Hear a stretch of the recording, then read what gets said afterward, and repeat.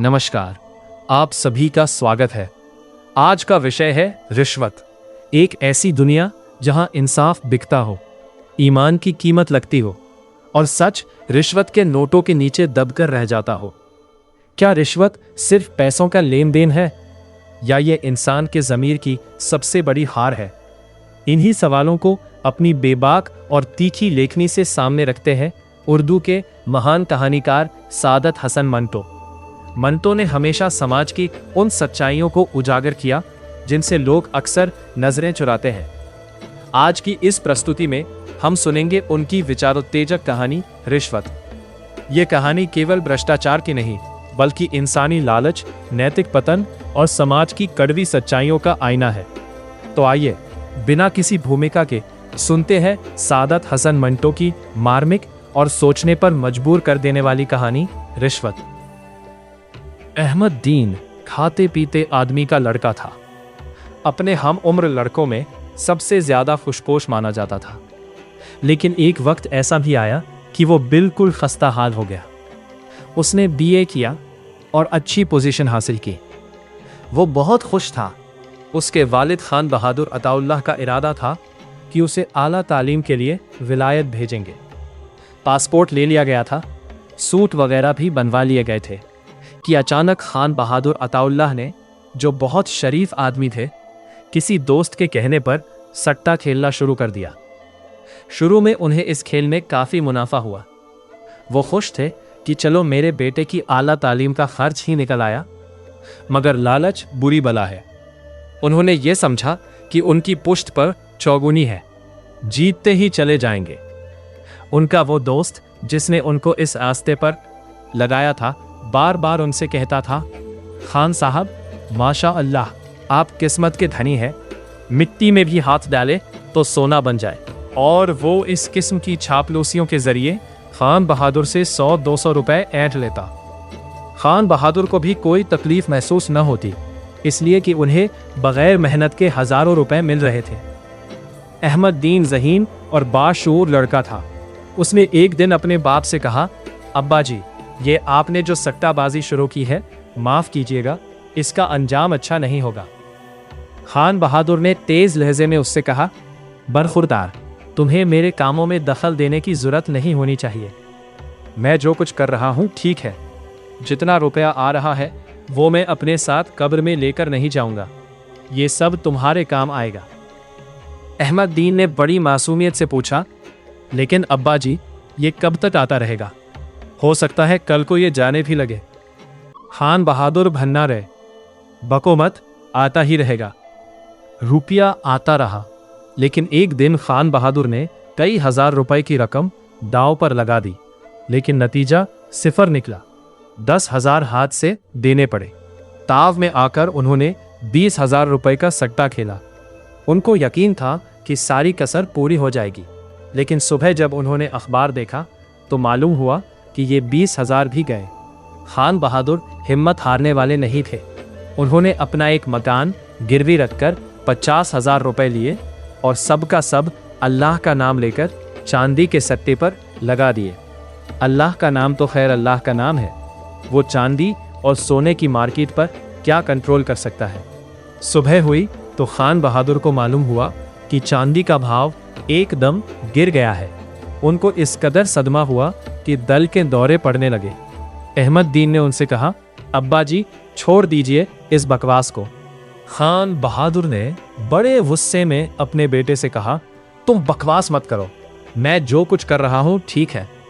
अहमद दीन ने मुअद्दबाना कहा, लेकिन अब्बा जान, ये जो आपको दिल की तकलीफ शुरू हो गई है, इसकी वजह क्या है? मुझे क्या मालूम, अल्लाह बेहतर जानता है। ऐसे आरिज़े इंसान को होते ही रहते हैं।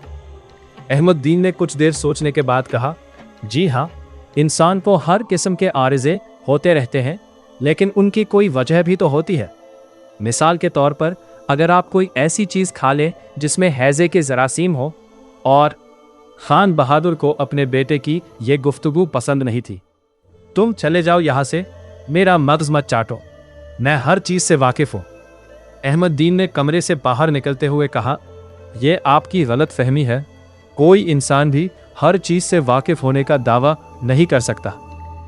खान बहादुर अंदरूनी तौर पर खुद को बहुत बड़ा चौहद समझने लगे थे, लेकिन वो अपने इस एहसास को अपने लड़के पर जाहिर नहीं करना चाहते थे। बिस्तर पर लेटे उन्होंने बार बार खुद से कहा, खान बहादुर अताउल्लाह, तुम खान बहादुर बने फिरते हो, लेकिन असल में तुम अव्वल दर्जे के बेवकूफ़ हो।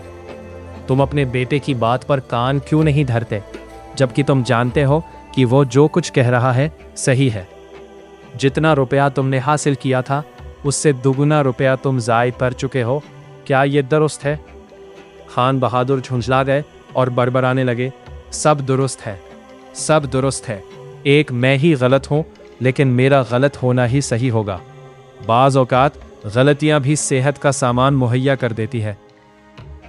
15 दिन बिस्तर पर लेटे और इलाज कराने के बाद जब वो किसी कदर ही तंदुरुस्त हुए तो उन्होंने अपना एक और मकान बेच दिया। ये 25,000 रुपये में बिका। खान साहब ने ये सब रुपए सट्टे पर लगा दिए। उनको पूरी उम्मीद थी कि वो अपनी अगली पिछली कसर पूरी कर लेंगे, मगर किस्मत ने यावरी न की और वो इन 25,000 रुपयों से भी हाथ धो बैठे। अहमद दीन पेचोताब खा के रह गया। उसकी समझ में नहीं आता था कि अपने बाप को किस तरह समझाए। वो उसकी कोई बात सुनते ही नहीं थे।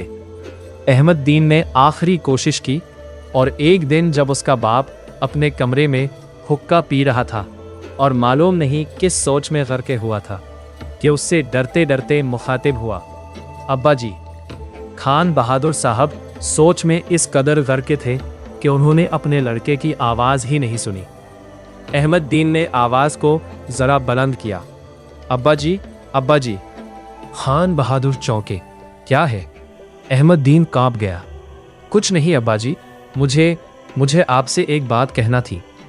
खान बहादुर ने हुक्के की नरी अपने मुंह से जुदा की। कहो, क्या कहना है? अहमद दीन ने बड़ी लजाजत से कहा, मुझे ये अर्ज करना है, ये दरख्वास्त करना थी कि आप सट्टा खेलना बंद कर दे। हुक्के का एक जोरदार कश लेकर वो अहमद दीन पर बरस पड़े। तुम कौन होते हो मुझे नसीहत करने वाले? मैं जानूं मेरा काम। क्या अब तक तुम्हारे ही मशवरे से मैं सारे काम करता रहा हूं? देखो, मैं तुमसे कह देता हूं कि आइंदा मेरे मामले में कभी दखल न देना। मुझे ये गुस्ताखी हरगिज पसंद नहीं, समझे? अहमद दीन की गर्दन झुकी हुई थी। जी मैं समझ गया। और ये कहकर वो अपने बाप के कमरे से निकल गया। सट्टे की लत शराब की आदत से भी कहीं ज्यादा बुरी होती है।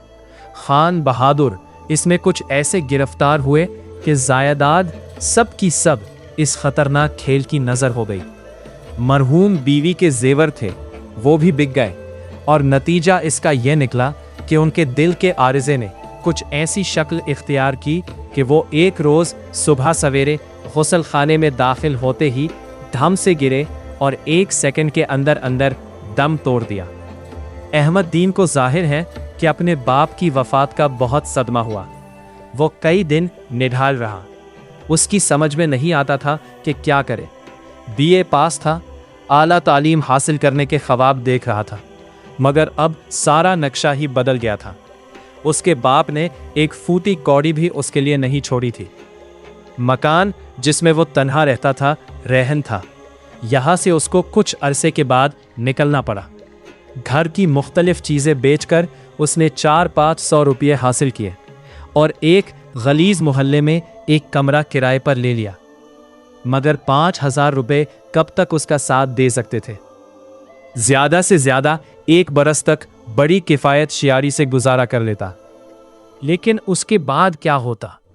अहमद दीन ने सोचा, मुझे मुलाजमत कर लेनी चाहिए, चाहे वो कैसी भी हो। 50-60 रुपये माहवार मिल जाए तो गुजारा हो जाएगा। उसकी माँ को मरे इतने ही बरस हो गए थे जितने उसको जीते। अहमद दीन ने हालांकि उसकी शक्ल तक नहीं देखी थी, ना उसको दूध पीना नसीब हुआ था, फिर भी वो अक्सर उसको याद करके आंसू बहाता रहता। अहमद दीन ने मुलाजमत हासिल करने की इंतहाई कोशिश की, मगर कामयाबी न हुई।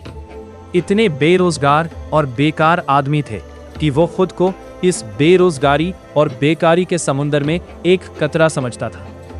लेकिन इस एहसास के बावजूद उसने हिम्मत न हारी और अपनी तगो दो जारी रखी। बहुत दिनों के बाद उसे मालूम हुआ कि अगर किसी अफसर की मुट्ठी गर्म की जाए तो मुलाजमत मिलने का इम्कान पैदा हो सकता है। लेकिन वो मुट्ठी गर्म करने का मसाला कहाँ से लाता? एक दफ्तर में जब वो मुलाजमत के सिलसिले में गया तो हेड क्लर्क ने उससे शफीकाना अंदाज में कहा, देखो बरफुरदार, यूं खाली खोली काम नहीं चलेगा। जिस असामी के लिए तुमने दरख्वास्त दी है उसके लिए पहले ही 250 दरख्वास्तें वसूल हो चुकी हैं। मैं बड़ा साफ गो आदमी हूं। 500 रुपये अगर तुम दे सकते हो तो ये मुलाजमत तुम्हें यकीनन मिल जाएगी। अब अहमद दीन 500 रुपये कहाँ से लाता? उसके पास बमुश्किल 20 या 30 रुपये थे। चुनांचे उसने हेड क्लर्क से कहा, जनाब, मेरे पास इतने रुपए नहीं, आप मुलाजमत दिलवा दीजिए, तनख्वाह में से आधी रकम आप ले लिया करें। हेड क्लर्क हंसा, तुम हमें बेवकूफ़ बनाते हो, जाओ चलते फिरते बनो।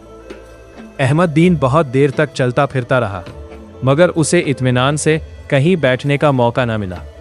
जहां जाता रिश्वत का सवाल सामने होता। दुनिया शायद रिश्वत ही की वजह से आलम वजूद में आई है। शायद खुदा को किसी ने रिश्वत दी हो और उसने ये दुनिया बना दी हो। अहमद दीन के पास जब पैसा भी न रहा तो मजदूरी शुरू कर दी। बोझ उठाता और हर रोज 2 रुपए कमा लेता। महंगाई का जमाना था, गो दोनों वक्त का खाना भटियार खाने में खाता, लेकिन उसे काफी खर्च बर्दाश्त करना पड़ता।